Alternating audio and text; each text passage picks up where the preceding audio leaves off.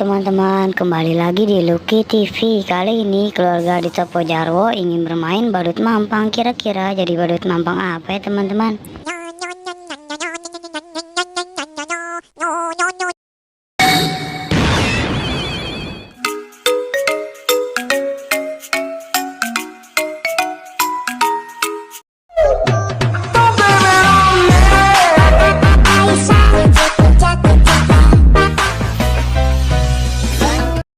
Wadidaw, Pak Ustadz berubah menjadi badut mampang yang mukanya seram ya teman-teman.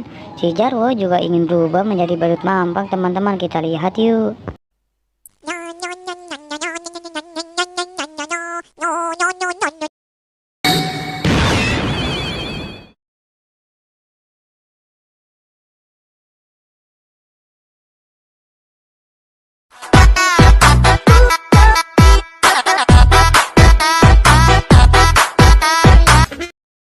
Waduh, si Jarwo berubah menjadi badut mampang muka hijau teman-teman.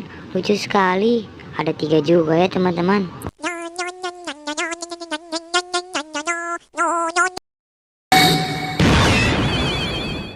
Tarik Sens.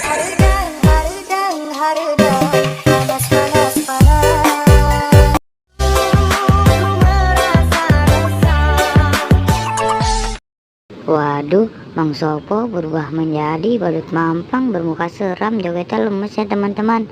Lanjut, si Adit juga ingin berubah menjadi badut mampang teman-teman.